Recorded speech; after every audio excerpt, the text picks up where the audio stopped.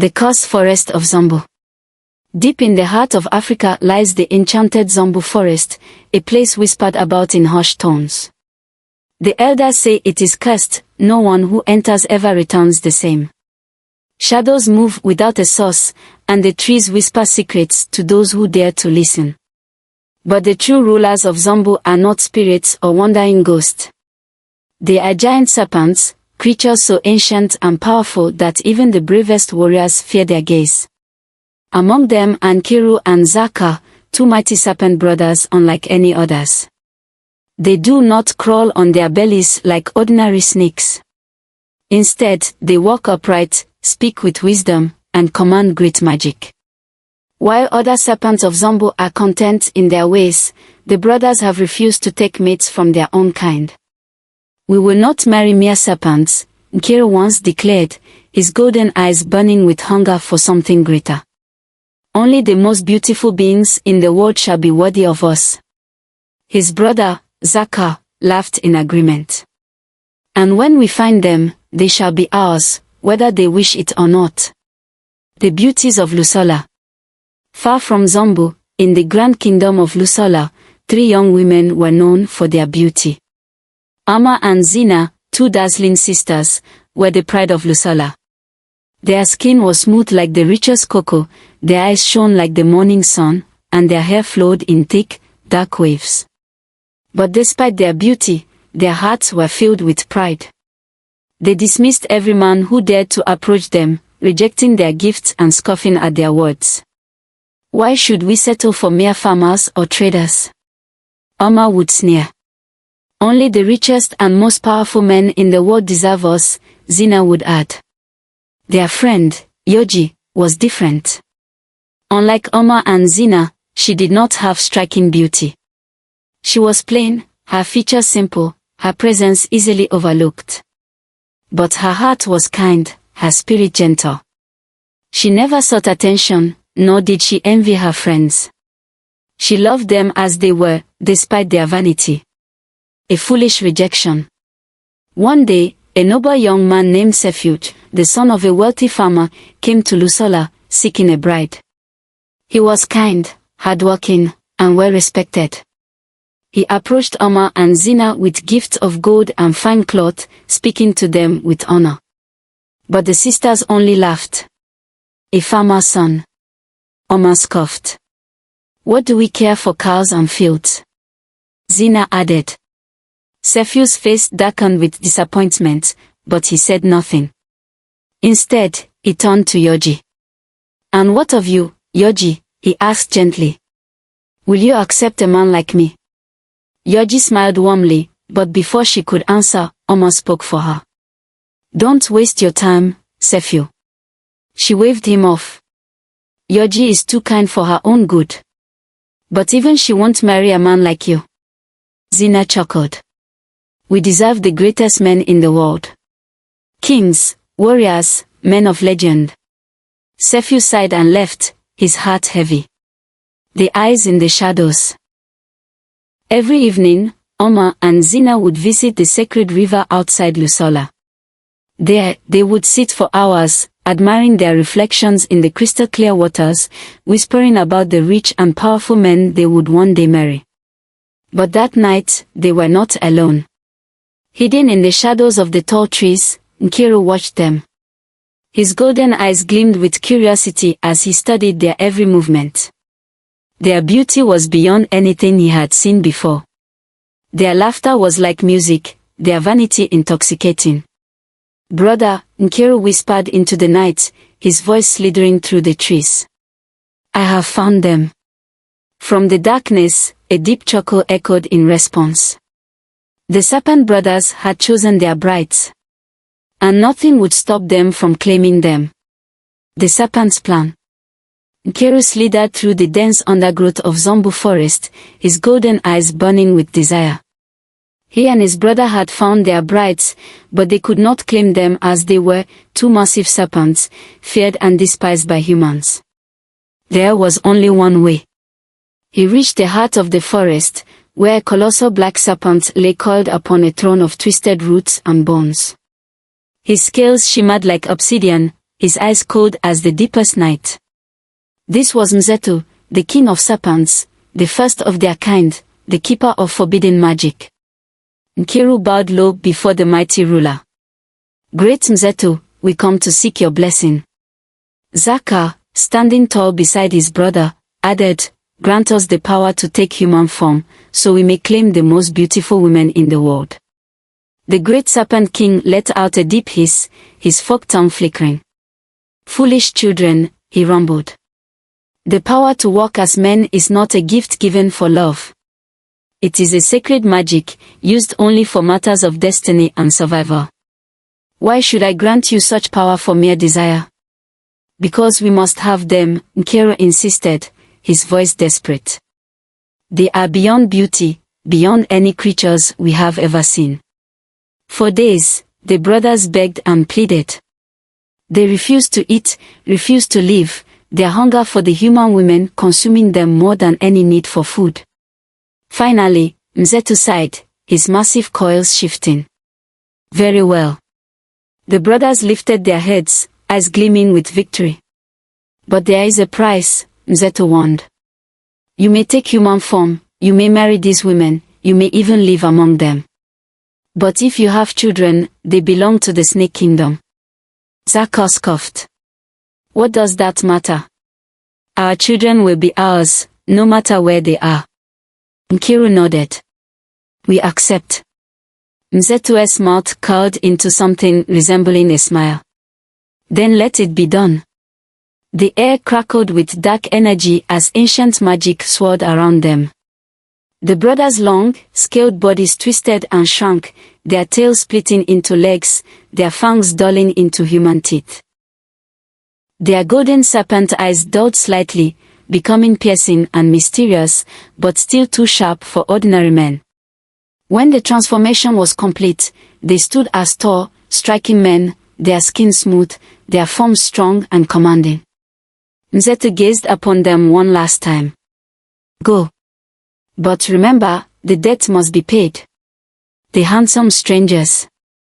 The next day, Omar and Zena returned to the sacred river, as they always did, gazing at their reflections, dreaming of power and riches. But this time, they were not alone. Two tall, handsome merchants appeared before them, dressed in robes finer than any cloth seen in Lusola. Their hands glittered with rings of pure gold, their necks adorned with gems that shimmered like stars. Their voices were smooth as silk, their smiles disarming. Nkiru, now a man, bowed gracefully. Forgive us, beautiful ones, for startling you.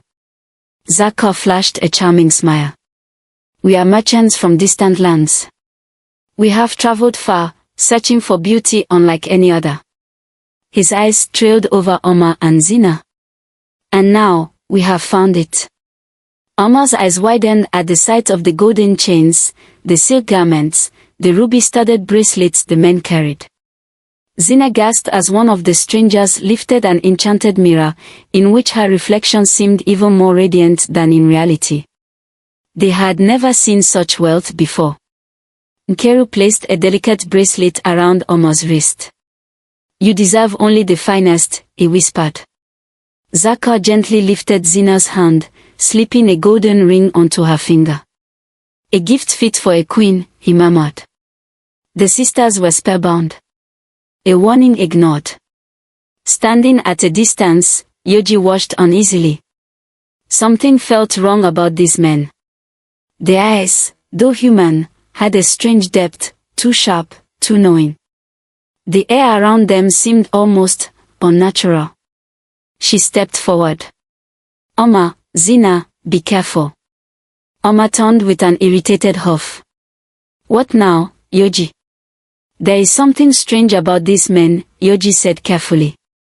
They appear too perfect, too sudden. How can strangers know exactly what you desire? Gifts are not love. Zena laughed, waving her hand dismissively. Oh, Yoji, always the warrior. Omar smirked. Do you think we should wait for some poor farmer instead? Or should we embrace the fortune that has finally come to us? Nkiru's golden eyes flickered toward Yoji, his expression unreadable. "Your friend is wise," he said smoothly. "But we are merely humble men, seeking companionship with women as rare as you." Zaka chuckled. "Tell me, Yoji, if we were ordinary men, would you trust us then?" Yoji narrowed her eyes. "I would trust honesty over wealth." The men only smiled. Amma and Zena, blinded by greed and vanity, did not listen to Yoji's warning. When Kiru and Zaka asked for their hands in marriage, they did not hesitate. "Yes," Amma breathed. 8,000 times yes, Zena whispered. As the sun set over Lusola, the Serpent brothers smiled in victory. The women were theirs, the marriage of darkness. The wedding of Amma and Zena was the most lavish event Lusola had ever seen. The entire kingdom was in awe as the two sisters, adorned in glistening silks and jewels, stood beside their mysterious and wealthy husbands. Nkiru and Zaka, still in their human forms, spared no expense in celebrating their union. Gold, wine, music, and dance filled the palace halls, and guests whispered about how lucky Amma and Zena were to have found such powerful men. A magnificent palace was built for the newlyweds, rising from the earth overnight, as if by magic. Its walls gleamed with polished ivory and obsidian, its towers stretching into the sky. The floors were lined with rare, glowing gemstones, and fountains flowed with water as clear as glass. Amma and Zena basked in their new lives. They had everything they had ever dreamed of, wealth, power, and beauty beyond compare. But there was one rule. The forbidden chamber. As they walked through their grand palace, Nkiru and Zaka led them past a heavy golden door, carved with intricate serpent symbols. Nkiru's voice was calm but firm. "This door must never be opened." Zaka placed a hand on Zena's waist and whispered, "It is not for you, my love. Everything else in this palace is yours. But this one chamber must remain untouched." The sisters nodded, their hearts too full of joy to question further. But the longer they stayed in the palace, the more the golden door haunted their thoughts. Two paths, two lives. While Amma and Zena lived in extravagance, their old friend Yoji had chosen a different path. She had married Sefiu, the noble farmer's son, the man her friends had once mocked. Their home was simple, their riches few, but their hearts were full. Yoji and Sefiu spent their days tending to the fields, laughing under the golden sun, and sleeping peacefully beneath the stars. Though she missed her friends, she did not envy them. A forbidden secret. As the months passed, Amma and Zena became pregnant. Their husbands showered them with even more gifts, even more love, but something about the palace began to change. At night, the sisters heard strange hissing sounds behind the walls. The servants walked in silent obedience, their eyes downcast. And most of all, the golden door seemed to call to them, whispering its mystery into their restless dreams. One night, unable to resist any longer, Amma and Zena crept through the halls. The palace was eerily quiet, the air heavy with an unseen force. They stopped before the forbidden chamber, their hearts pounding. "It is only a door," Amma whispered. "What harm could there be?" Zena's hands trembled as she reached for the golden handle. With a slow, deliberate motion, they pushed it open. The truth revealed. The moment the door swung wide, a rush of cold, damp air hit them. Before them was a hidden underground lair, a cavernous space filled with massive, empty snake skins hanging from the walls. The skins shimmered like gold and silver, stretched long and wide, far too large to belong to any ordinary serpent. Ancient relics lay scattered across the stone floors, serpent carvings, golden idols, and strange, glowing runes written in a language they could not understand. Amma covered her mouth in horror. Zena's knees felt weak. "No," she whispered, stepping backward. A deep, thunderous hiss filled the chamber. Before they could flee, two towering shadows slithered out of the darkness. Their husbands stood before them, but no longer as men. Nkiru and Zaka had returned to their true forms. They were giant serpents, their golden eyes glowing in the dim light. Their scaled bodies coiled effortlessly around the chamber, their immense forms terrifying to behold. The sisters screamed. They turned to run, but the serpents moved with unnatural speed, circling them, cutting off their escape. The darkest truth. Nkiru's deep, rumbling voice filled the air. Why do you scream, my love? Have we not given you everything?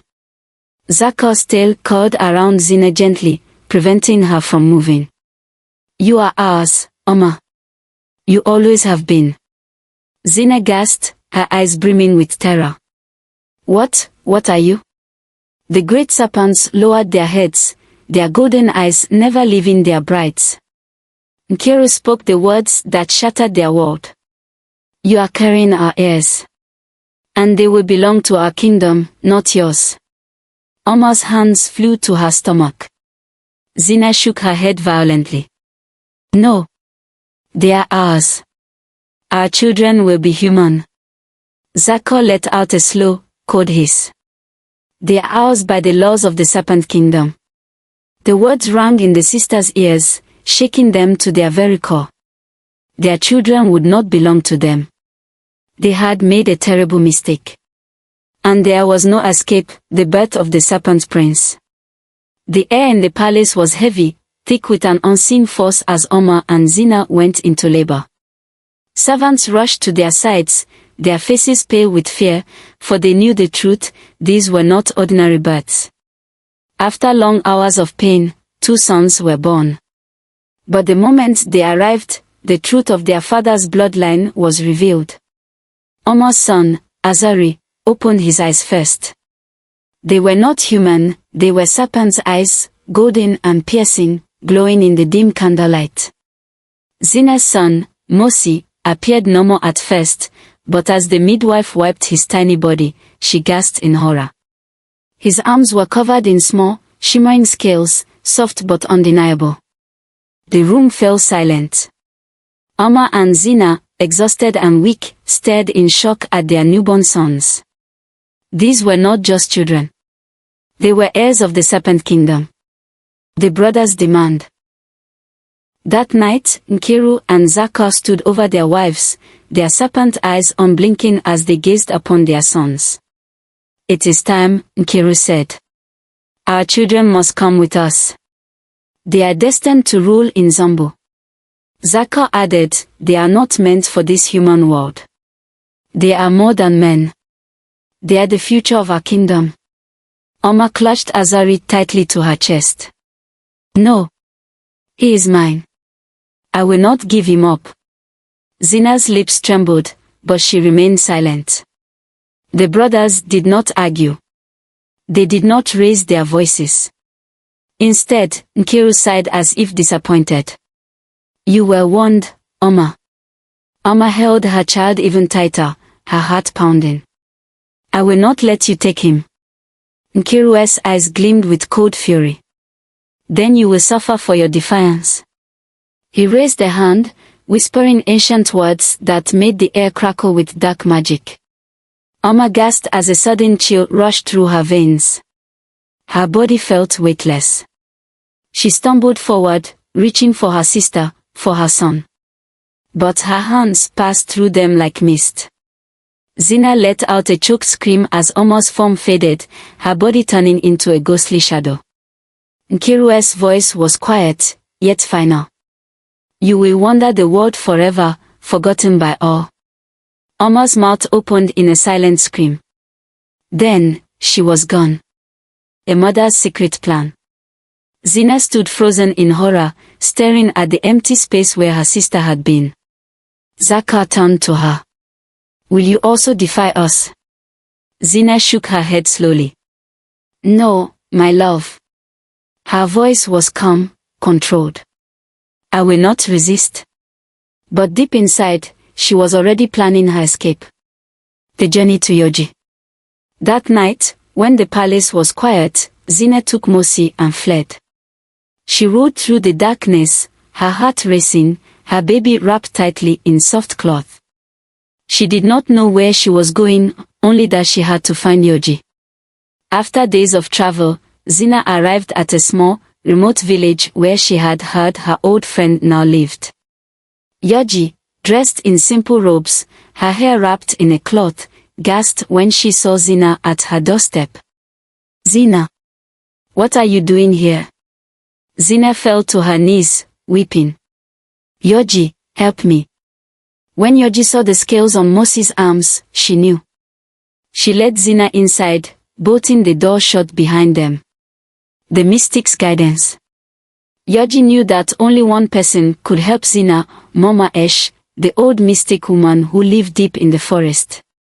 The next morning, Yoji guided Zena through the winding trails until they arrived at a small, ancient hut, covered in vines and strange symbols. Mama Esh sat outside, her aged eyes sharp and knowing. Before Zena could speak, the old woman nodded. "I know why you have come." She reached out and touched Mossy's tiny hand, running her fingers over his scales. "You cannot change what he is," Mama Esh murmured. "But you can change his fate." Zena's eyes widened. "Tell me how." Mama Esh stood, gripping her wooden staff. "We must act quickly. The serpents will not stop hunting you." The rise of the Serpent Prince. Meanwhile, Nkiru and Zaka returned to Zumbu Forest with Azari. The Serpent Kingdom, deep beneath the earth, welcomed its new prince. Azari, with his golden eyes, was raised in the ways of the Serpent Kings, learning the magic of the Ancient Ones, growing in power with each passing year. But there was one thing his father never told him. He had a brother. And one day, the two would meet. The lost heir. The years passed like whispers in the wind. In a quiet village far from Lusola, Keto had grown into a strong and wise young man under the care of Yoji and Sefiu. He was different from the other villagers, his reflexes were quicker, his senses sharper. He could see in the dark better than most, feel the rhythm of the earth beneath his feet. And yet, no one spoke of it. Yoji had always protected him, shielding him from questions, hiding the truth of his birth. But Keto felt it. The strange whispers in the wind. The way the water rippled unnaturally when he touched it. The dreams. The call of destiny. One night, Keto dreamed of a golden serpent, its glowing eyes staring deep into his soul. The serpent spoke in a voice that slithered through his mind like a song. "Your destiny lies in the forest of Zumbu." Keto awoke, his heart pounding. He had never heard of Zumbu, yet the name felt familiar, like something he had always known but forgotten. When he told Yoji about the dream, her face paled. "You must forget it," she whispered. "That place is cursed." But the more she tried to silence his questions, the more his desire to seek the truth burned. Keto could not ignore the call. The land in ruin. Meanwhile, in Lusola, a terrible fate had befallen the kingdom. The once fertile land was now dry and lifeless. The rivers had shrunken, the crops had withered, and a strange sickness had begun spreading among the people. The elders gathered in the village square, recalling an old prophecy. When the land suffers and the rivers turn to dust, only the child of the serpent and the human can restore balance. A harsh silence fell over them. A child of the serpent. No one knew what it meant. But the prophecy was clear, only such a child could break the curse. The truth revealed. Keto felt the weight of something unseen pressing down on him. The drought, the sickness, the whispers in the wind. It was all connected. One evening, as the sun dipped below the horizon, Yoji sat beside him and sighed. She had always known this day would come. "It is time you learned the truth." She told him everything. His mother, Zena. His father, Zaka, the Serpent Prince. His twin brother, Azari, the one raised in Zumbu. The prophecy. The curse upon Lusola. Keto sat in stunned silence, the weight of his bloodline crashing down on him. He was not just a village boy. He was the lost heir of the Serpent Kingdom. And he alone could save Lusala. The journey to Zumbu. Keto stood before Yoji, his fist clenched. If I am the key to restoring balance, I must go to Zumbu. Yoji's eyes filled with fear. You don't understand, Keto. Your brother is not like you, he was raised in the ways of the serpents. He will not welcome you. If you go to Zumbu, you may never return. But Keto had already made up his mind. If I don't go, Lusala will die. Yoji took his hands in hers. Then you must be careful, my son. You must be stronger than the darkness that awaits you. With nothing but a staff, a blade, and the knowledge of his past, Keto set out toward Zumbu Forest. His destiny lay ahead. And in the depths of the Serpent Kingdom, his brother awaited the battle of two brothers. Through dark forests and winding rivers, Keto journeyed deeper into Zumbu, the land of the serpents. The air was thick with an unnatural stillness.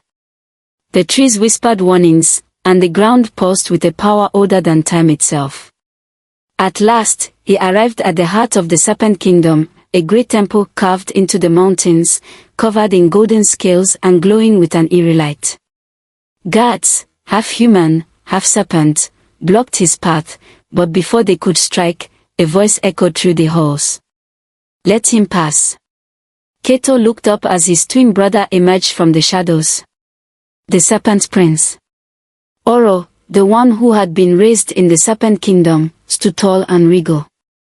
His golden eyes shimmered like molten fire, his very presence radiating power and authority. He wore the robes of a king, his arms adorned with golden bands, his movements both graceful and deadly. Oro gazed at Keto with cold curiosity. So, you have finally come. Keto stepped forward. I am your brother. Oro's expression did not change. I have no brother. Keto's heart clenched. That is not true. We were born together. Our mother loved you. At the mention of their mother, Oro's face darkened. A human. His voice was filled with venom. She abandoned me. Just as all humans have abandoned our kind. Keto shook his head. She did not abandon you. You were taken from her. But Oro had been raised on lies. He had been taught that humans were the enemy, that they had betrayed the Serpent Kingdom, that he was never meant to return to them. His fingers curled into fist. It does not matter. Humans are weak, and their world is dying. It is the will of the serpents. Keto's eyes blazed with determination. No. It is because of the curse that you and I were meant to break. Oro sneered. You speak like a fool. His body shimmered, his form shifting. In a flash of golden light, he transformed, his human skin melted away, revealing his true self. A massive serpent, scales gleaming like the sun, rose before Keto, its fangs bared, its golden eyes burning with fury. If you will not leave, I will end you. The battle begins. The ground shook as Oro lunged. Keto leaped aside, dodging the strike, but Oro was fast, impossibly fast. The battle raged through the temple, lightning crackling as magic clashed against steel. Keto fought with all his strength, wielding his blade against Oro's mighty coils, but his brother was relentless, unstoppable. You are nothing, Oro hissed. A weakling raised by humans. But Keto refused to back down. I am more than that. I am your brother, and I will not let you be consumed by lies. Oro struck again, his tail whipping through the air. But at that moment, Keto reached for the enchanted jewel given to him by Mama Esh. A soft blue light erupted from his palm, and suddenly, the temple was filled with a strange warmth. Oro froze, his body trembling. The spell of hatred that had bound him for years began to break. His golden eyes flickered. Memories, forgotten memories, came rushing back. A woman's gentle hands holding him. A soft voice singing to him. His mother's love. Oro's massive form shuddered, and his eyes filled with something new, understanding. The choice of the Serpent King. Oro slowly transformed back into his human form, breathing heavily. He looked at Keto, not with rage, but with pain and realization. She loved me, he whispered. She never abandoned me. Keto nodded, stepping forward. Yes, brother. She loved you. And she wanted us to live as one. For the first time, Oro saw the truth. And he made his choice. The restoration of Lusala. Together, Keto and Oro returned to Lusala. The people feared Oro at first, but when he raised his hands and called upon his power, something miraculous happened. The rivers flowed once more. The crops turned green and lush. The sickness lifted, and the land healed. The people of Lusala, once afraid of serpents, now bowed before their true protectors. 2 kings, 2 kingdoms. Keto was crowned king of Lusala, a ruler of both human and serpent blood, the one who had saved the kingdom. Oro, now freed from his past, returned to Zumbu, not as a tyrant, but as a just and peaceful king, the first of his kind. 2 brothers. 2 kingdoms. No longer divided. For the first time in history, humans and serpents lived in harmony. The legend lives on. And so, the prophecy was fulfilled. The child of the serpent and the human had restored balance. And the legend of the 2 brothers was told for generations to come. The end.